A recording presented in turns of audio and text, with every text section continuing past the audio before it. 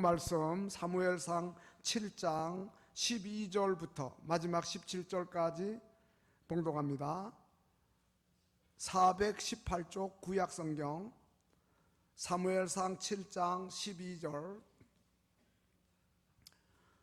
사무엘이 돌을 취하여 미스바와 센사에 세워 이르되 여호와께서 여기까지 우리를 도우셨다 하고 그 이름을 에베네셀이라 하니라.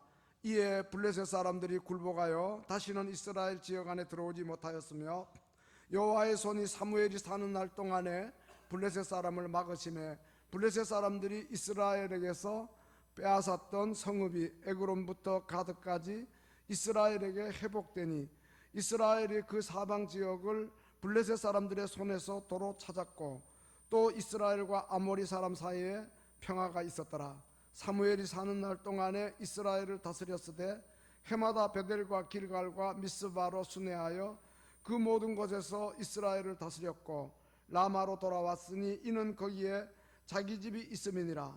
거기서도 이스라엘을 다스렸으며 또 거기에 여호와를 위하여 제단을 쌓았더라. 아멘. 시온 찬양대의 찬양으로 하나님께 영광을 돌리겠습니다.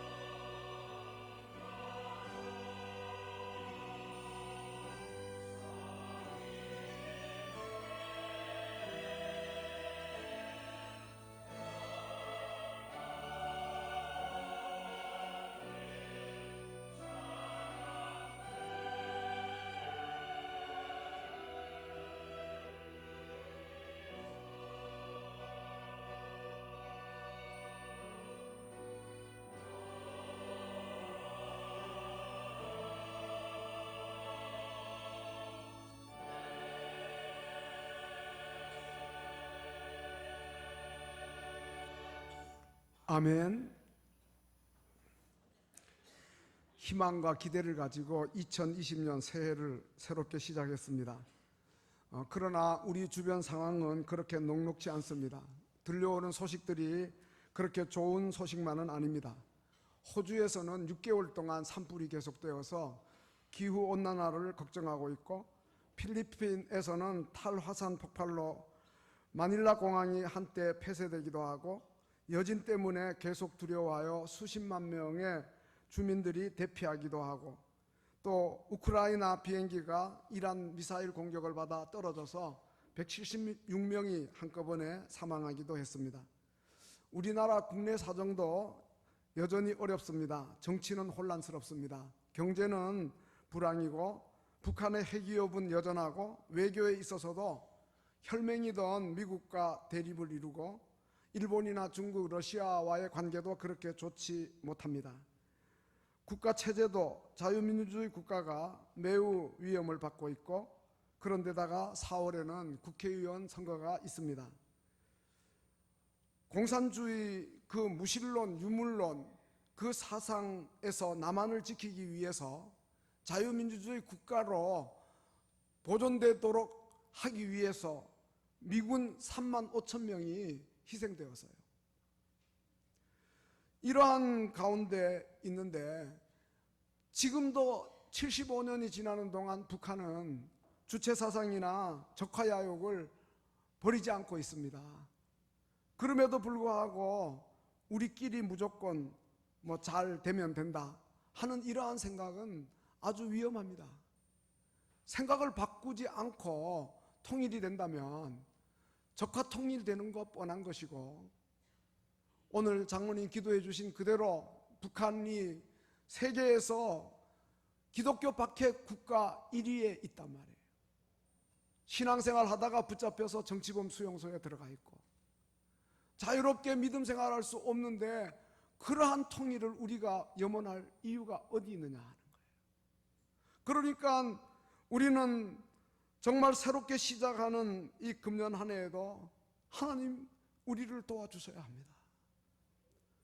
우리 국가도 도와주셔야 되고, 우리 가정도 도와주셔야 되고, 우리 자녀들 앞길도 도와주셔야 되고, 우리의 생업도 도와주셔야 합니다. 하나님의 도움이 절실하게 요구되는 가운데 있는 것입니다. 바라기는 오늘 본문의 내용처럼 우리가 새롭게 허락된 한 해를 다 살고 난 다음 연말에 가서 정말 하나님이 여기까지 우리를 도우셨다, 그렇게 고백할 수 있도록 에베네셀의 기념비라는 제목으로 말씀을 드리며 은혜를 받고자 하는 것입니다. 오늘 본문의 시대적인 배경은 사사시대로 거슬러 올라가는데, 사사시대의 특징은 영적 암흑기입니다. 사사기 21장 25절을 보면 사람이 각기 자기 소견에 옳은 대로 했다, 그렇게 이야기하고 있습니다. 백성을 올바르게 지도하는 지도자도 없고, 또 참된 교육도 없고, 그러니까 삶의 바른 표준이 없어가지고 하나님의 언약 백성이면서 택함 받은 선민이면서 하나님 중심으로 살지 않고 말씀 중심으로 살지 않고 모든 사람들이 각기 자기 좋은 대로 행한 거예요. 그러다가 타락의 길로 걸어간 거예요. 심지어 제사장까지도 타락했어요. 엘리가 40년 동안 사사로 제사장으로 이스라엘을 통치했는데 제사장이면서도 영적으로 매우 우둔했습니다. 자기 두 아들 홈리와 비느하스가 제사장이면서도 여호와의 제사를 멸시하고, 심지어는 해막문에서 수종드는 여인들과 동침까지 했는데, 그런 나쁜 소문을 듣고도 단호한 조치를 자기 아들들에게 취하지 않았어요. 그러니까 이스라엘이 하나님의 징벌을 받아가지고 주변 나라 블레셋 사람들의 침략을 받는 거죠. 사무엘상 4장 앞으로 가보면 이스라엘 사람들은 블레셋과의 전쟁에서 한꺼번에 4,000명이 죽습니다. 그러니까 하나님의 법궤를 가지고 나가면 이기지, 하나님이 우리와 함께 하시는 증표이니까, 그러면서 전쟁에서 이길 것을 바라고 법궤를 가지고 나왔으나 여전히 실패하고, 그리고 앞세우고 나갔던 법궤 빼앗기고, 또 선두 지휘하던 그러한 엘리의 두 아들 홈니와 비느하스는 전쟁터에서 죽고, 그 소식을 들은 아버지 제사장 엘리는 의자에 앉아 있다가 넘어져서 죽고, 그리고 비느하스의 아내 엘리의 자부가 아이를 낳는데, 그러한 충격적인 소식을 듣고 난 다음에 난산을 해서 산고로 세상을 떠나고 말아요. 근데 그때에 해산하면서 죽어갈 때 옆에 있는 여인들이 아들 낳았다고 이야기하지만 영광이 이스라엘에게서 떠났다. 그러면서 그 아이 이름을 이가봇이라고 지으라고 한 거예요.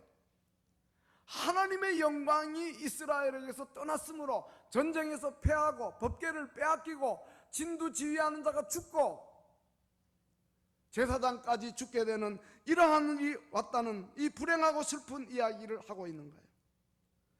그래서 사무엘상 5장을 보면 그 법궤를 빼앗아간 그 블레셋 사람들이 7개월 지나는 동안에 계속 재앙이 그곳에 내리는 거예요.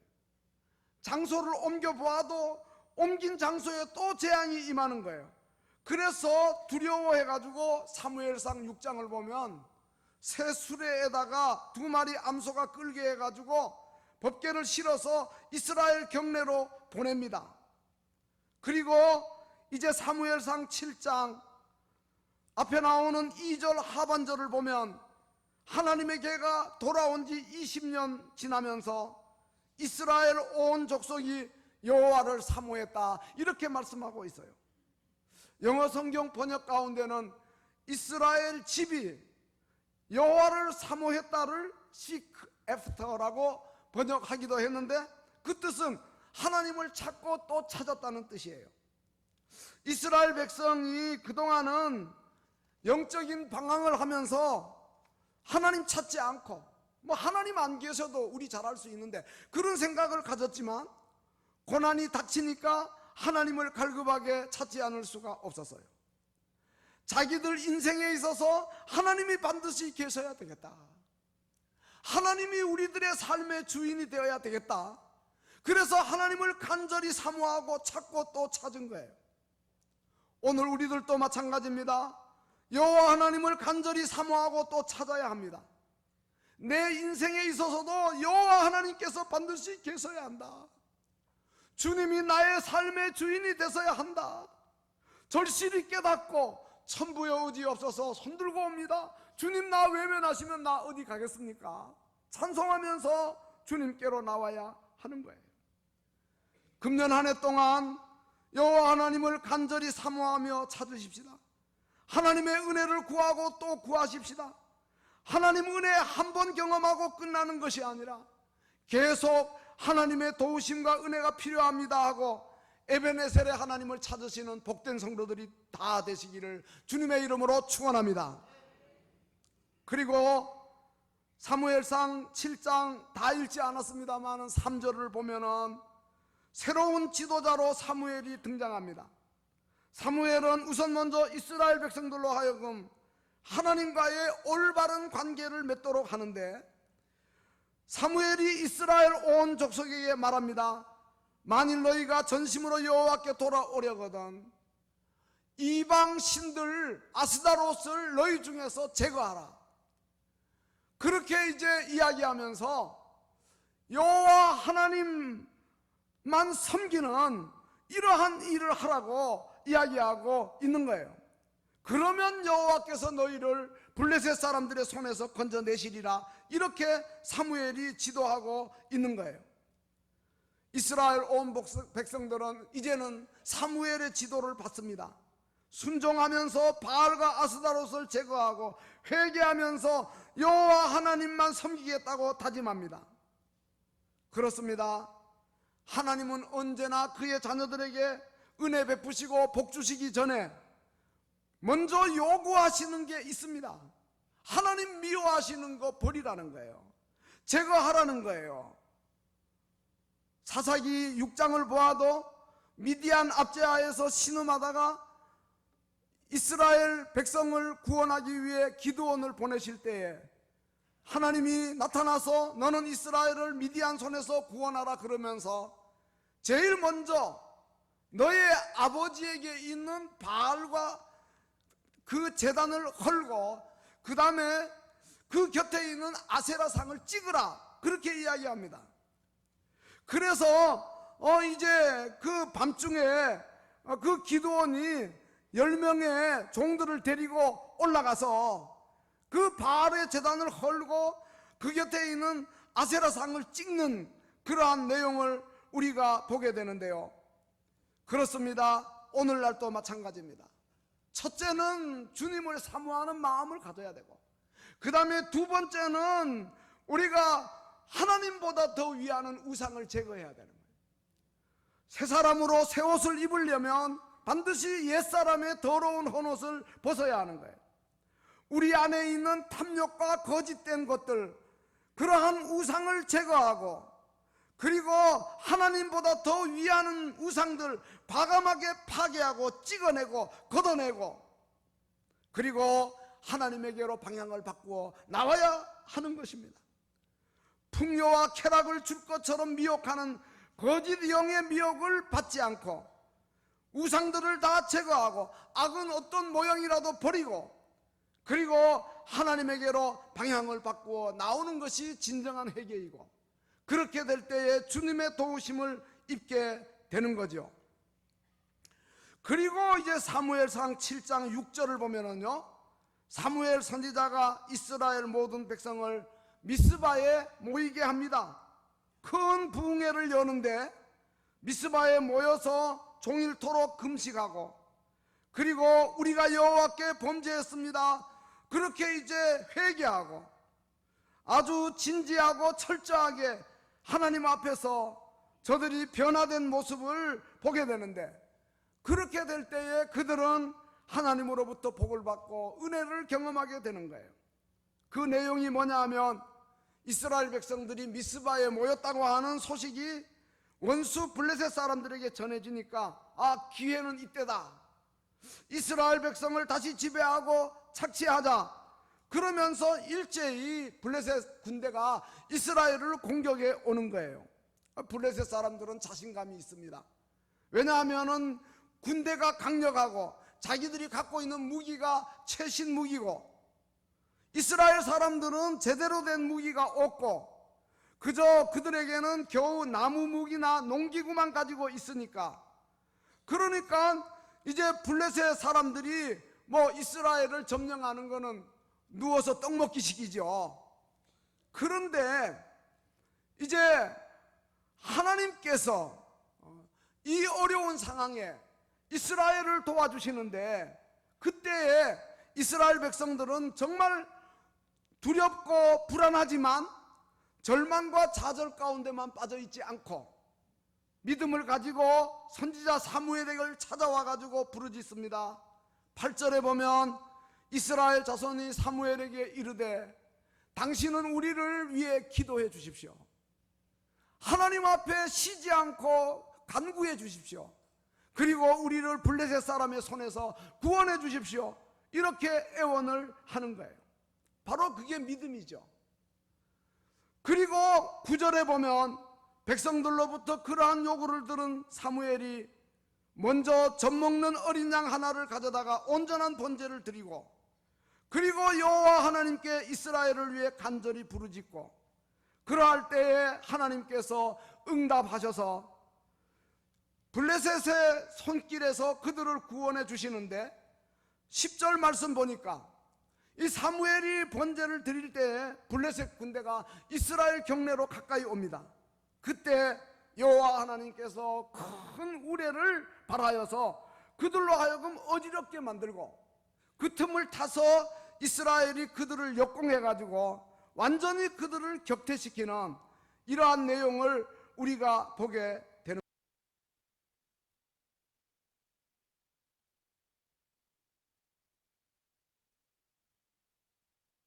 그 다음은 간절하게 하나님 앞에 기도한 것. 바로 하나님이 그것을 보시고 응답하셔서 블레셋 군을 격퇴시키고 승리를 주신 거예요.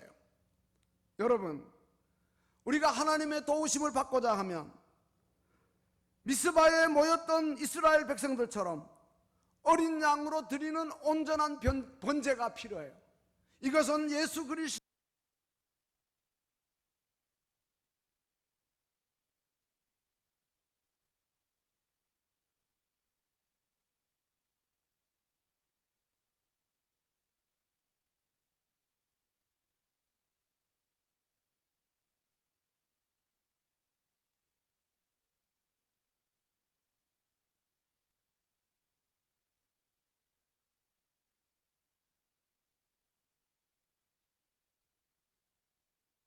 에서 승리를 거둔 다음에 그 승리가 자기들의 능력으로 된 거 아니고 또 우연하게 그렇게 되었다 생각하지 아니하고 이 블레셋과의 전쟁의 승리는 전적인 하나님의 도우심의 손길이었다.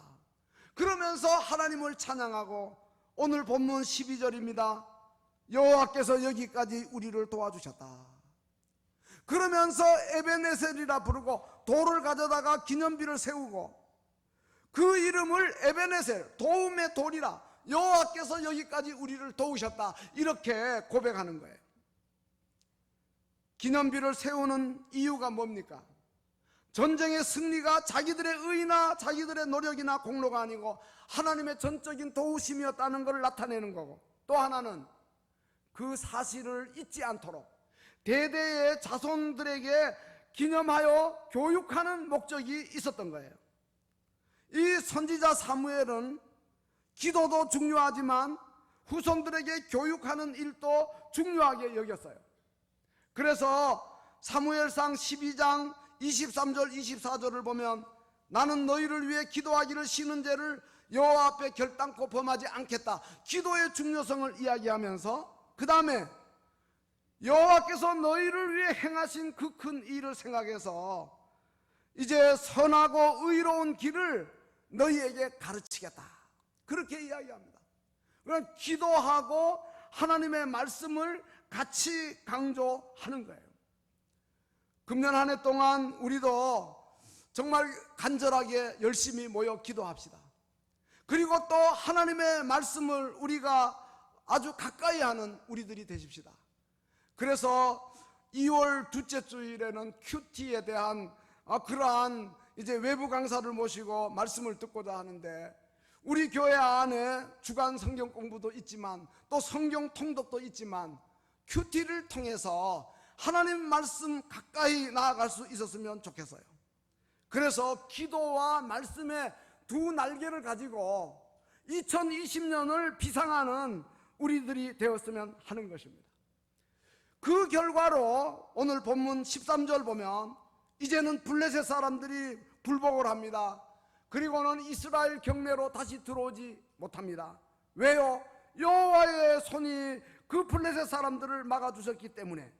그래서 그들에게 빼앗겼던 모든 성읍이 회복되고, 그리고 또 이제 그들 사이에 평화가 있게 된 것을 우리가 보게 되는데, 여러분, 복 중에 복이 무엇입니까?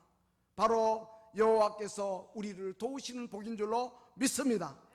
내가 너를 도우리라 주님 말씀하셨고, 두려워하지 말라 내가 너와 함께함이라, 놀라지 말라 또 나는 내 하나님이 됨이라, 내가 너를 굳세게 하고 참으로 너를 도와주리라. 이사야 41장에서 말씀하고 있으니 우리가 이 약속의 말씀을 굳게 붙들고 주님 앞에 늘 도움을 구하는 금년 한 해가 되어야 할 줄로 믿습니다. 우리를 도우실 분은 전능하신 하나님 외에 없습니다. 부모도 도와주고 또 자녀도 도와주고 형제도 도와주고 친인척 친구들 선후배도 도와주지만, 그러나 그 도움은 한계가 있고, 그리고 그 도울 마음은 있어도 도울 능력이 없는 경우도 허다하고, 어떨 때는 도움을 우리에게 주기보다는 우리로부터 도움받기를 바라는 사람들이 주변에 많고, 또 심지어는 우리에게 피해를 주는 사람까지도 없지 않는데, 그러나 우리를 변함없이 도와주실 분은 전능하신 여호와 하나님이신 줄 알고 늘 하나님에게 도움을 구하는 복된 성도들이 다 되시기를 주님의 이름으로 축원합니다. 다윗은 전쟁을 많이 치르면서 느낀 것은 하나님의 도움이 절실하다는 걸 느꼈어요. 시편 18편에서 나의 힘이 되신 여호와여 내가 주를 사랑하나이다. 주님이 나의 힘이라는 거죠. 여호와가 나의 반석이고 요새고 나를 건지시는 자고 나의 하나님이고 나의 피할 바위고 나의 방패고 나의 구원의 뿌리고 나의 산성이 되신다. 그렇게 고백을 하고 있는 것입니다. 이사야 44장 2절에 보면 너를 지으며, 하나님은 우리를 지으신 자예요. 또 너를 모태에서 조성하고 모태에서 우리를 하나님이 지으신 자예요. 너를 도와줄 여호와가 말하노라. 우리를 도우실 분은 여호와밖에 없어요. 나의 종 나의 택한 여수르나 두려워 말라. 우리는 하나님의 종들이고 여수르는 사랑받은 자라는 뜻인데 우리는 다 하나님의 사랑받도록 택함을 입었어요.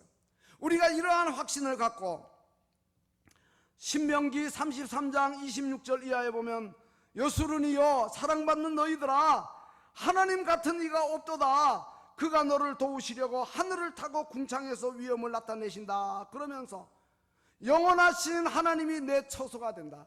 하나님이 우리에게 영원히 거하신다는 뜻이에요. 그리고 그의 영원하신 팔이 내 아래 있도다. 아이들을 안아 올릴 때처럼 하나님의 팔이 우리 아래 있으면서 우리를 안아주시고 보호해 주신다는 말씀이죠. 그가 내 앞에서 대적을 쫓아내고 멸하시고 그리고 이제 우리에게 승리를 주시니 이스라엘이여 너는 행복한 사람이로다. 여호와의 구원을 너같이 받은 자가 누구냐라고 하였습니다. 그렇습니다. 하나님은 우리를 돕고 계십니다. 하나님은 우리에게 승리를 주시는 분이십니다. 그러므로 이제 우리가 하나님의 은혜를 늘 사모하는 자 되어야겠어요. 로마서 8장 32절에서 자기 아들을 아끼지 아니하시고 우리 모든 사람을 위해 내어주신 이가 어찌 그 아들과 함께 모든 것을 우리에게 은사로 주시지 않겠느냐 그랬는데요. 여러분, 하나님은 우리에게 구원의 은혜를 베푸셨고 그 다음에 하나님이 우리에게 좋은 것을 선물로 주시면서 우리를 늘 도와주시는 줄로 믿으시기 바랍니다. 영어로 행복을 해피니스라고도 하고 그 다음에는 블레싱이라고도 하는데 해피니스는 해프닝, 우연하게 럭키, 행운이 왔다 이런 의미예요. 그런데 우연하게 온 행운은 쉽게 또 우리 곁을 떠날 수도 있어요. 그런데 성경적인 행복은 블레싱입니다. 이 블레싱은 블라드, 피라고 하는 데서 온 단어예요. 하나님의 언약에 근거한 예수의 보혈로 죄사함을 받고 구속의 은혜를 얻은 자가 진정한 행복자다 이런 뜻이죠. 그래서 여호와의 구원을 너같이 받은 자가 누구냐 이렇게 말씀하고 있고 자기 아들을 아끼지 아니하고 우리 모든 사람에게 주신 예수님의 십자가의 사랑을 입은 자가 행복한 자이고 그리고 또 이렇게 행복한 구원을 받은 자에게 하나님이 우리를 도우신다. 그래서 히브리서 2장 18절에 보면 우리를 그 고난당하도록 그냥 내버려 두는 분이 아니고 그가 시험을 받아 고난당해 보았기 때문에 시험받는 자들을 우리들을 능히 도우실 수 있는 분이고 히브리서 4장 15절 16절에 가면 연약한 우리를 동정하시고 긍휼히 여겨 때를 따라 우리를 도와주신다. 사도 바울은 하나님의 도우심을 노래하면서 나의 나 된 것 하나님의 은혜다. 고린도전서 15장 10절에서 그렇게 말하면서 내가 사도로서 많이 수고해도 내가 한 것 아니요 나에게 이제 함께 하신 하나님의 은혜로 된 것이라고 그렇게 고백하는 것을 보게 되는 것입니다. 정말 하나님은 요한복음 14장 18절에서 말씀하신 것처럼 내가 너희를 고아와 같이 버려두지 않는다 말씀하셨습니다. 주님께서 우리를 위로하시고 또 도우시고 우리의 힘이 되신다는 말씀이죠. 우리는 이제 그 찬송 가운데 나의 등 뒤에서 나를 도우시는 주 그 노래를 좋아하는데 이 찬송은 최용덕이라고 하는 찬양 사역자가 직접 작사하고 작곡한 노래입니다. 그의 신앙 고백입니다. 청년 시기에 몸과 마음과 환경이 절망적인 상황에서 하나님이 그를 뜨겁게 만나 주신 거예요. 그리고 그를 일으켜 주신 거예요. 그러니까 그 찬송은 입술만의 찬송이 아니고 그의 삶의 찬송이었어요.